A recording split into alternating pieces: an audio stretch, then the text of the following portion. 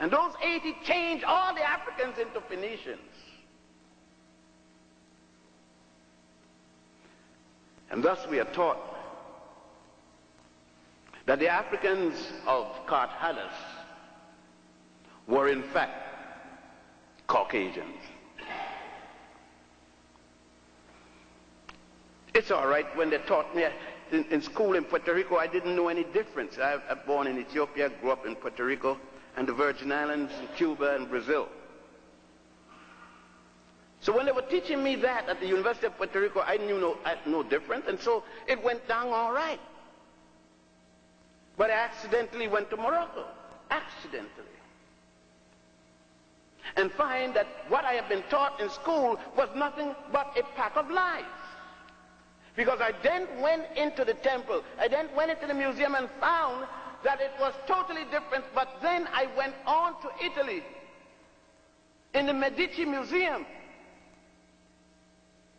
the Museum of Alessandro de' Medici, only to find that Alessandro was an African born in Italy.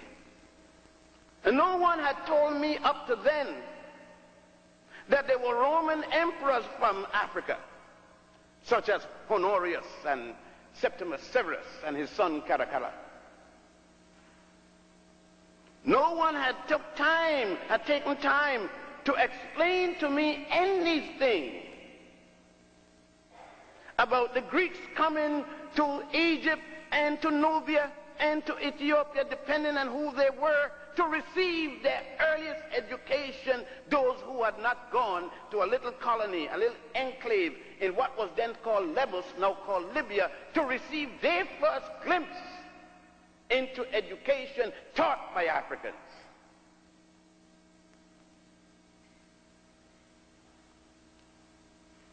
Well, having gone the route of civil engineering and with a bachelor's and then master's in architectural engineering, you would think that I should be satisfied at that point.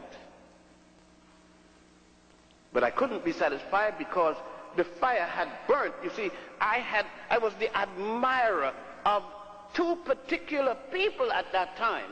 One called Booker T. Washington, and one called Marcus Garvey. In the reverse, Garvey first and then Washington. Garvey because in my household, Garvey was the word next to the deity.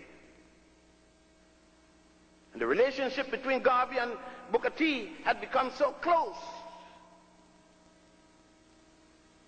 that I too followed the teachings and philosophical concept of the late Honorable Booker T. Washington.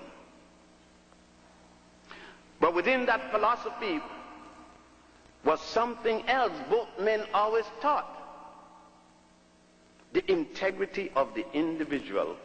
And the integrity of the individual refused, in my case, to accept lies, such as Benny Goodman is the king of swing,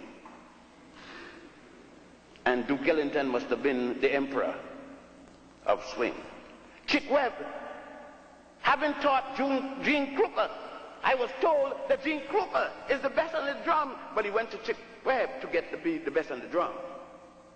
I don't know if you know Chick Webb, you know Ella Fitzgerald. Chick taught her. I just throw that in to show you that the lie doesn't stop in ancient time. It continues up to today as truth. And so in my further examination, I was dealing with 3.14. All of you here in engineering knows what it's supposed to symbolize. They say it's 5. And I was taught that it came from the Greeks. And you know, I believed it. What else could I do? The teacher told me.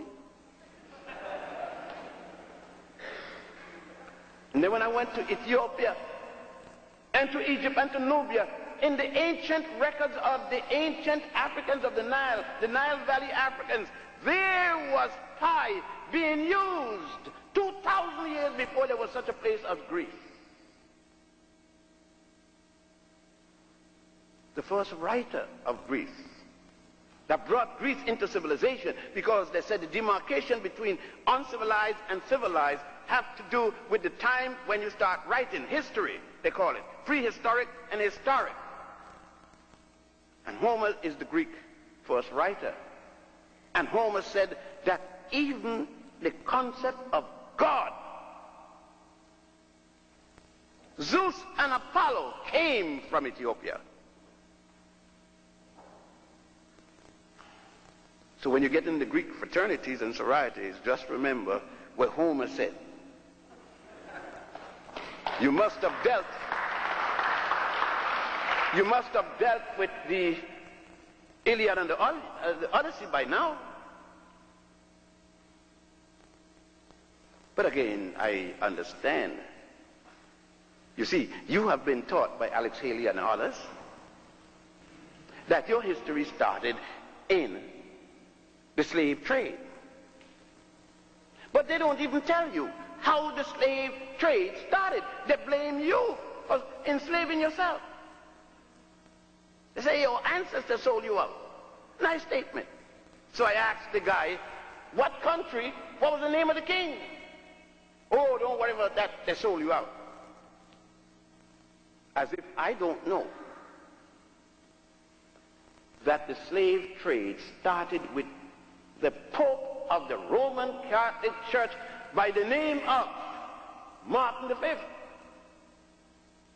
and Reverend Bartolomeo de las Casas on the island of Hispaniola, now called Haiti and Santo Domingo. You see, nobody told you it's time to get sorry, to feel bad when some Haitians were being slaughtered on the coast of Florida. That's what it is. If you send a people back to sea on the condition where they were, that's genocide.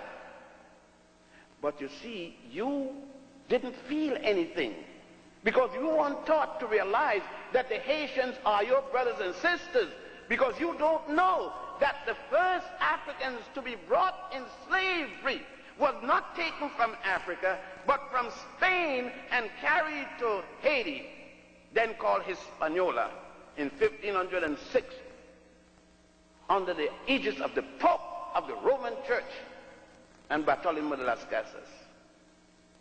But how did you get in Spain? That was 1506.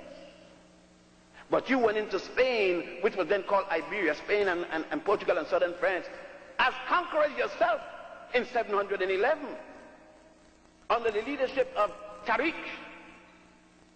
for whom the Rock of Gibraltar is now named Gibraltariq. Nothing in your education, because there's nothing in your textbooks about any of this. So you'll have to go to Spain. Luckily, at the University of Barcelona, where I attended for 2 years, there are these documents, and I had never known anything about them. I hadn't known that the Africans called Moors had ruled Spain from 711 until 1485. The last of them losing power at a place called Granada. I was always wondering, why is it that 90% of all the songs coming out of Spain was singing to La Morena, the black woman? So how come in this country 90% of all the songs, the records, the tapes, everything is La Morena this and La Morena that? It is when I went there I found out La Morena raised hell in Spain. She's still raising hell in Montgomery, Alabama, and in Tuskegee, Alabama, and in Tuskegee Institute. I could look around and see her.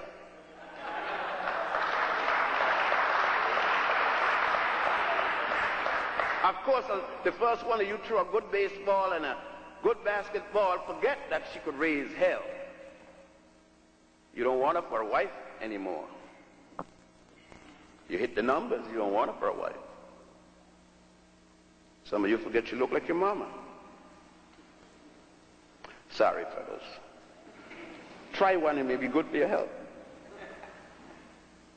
But we must go back and ask ourselves, why is this so? And I said to the students today at the high school, even the paper you write on,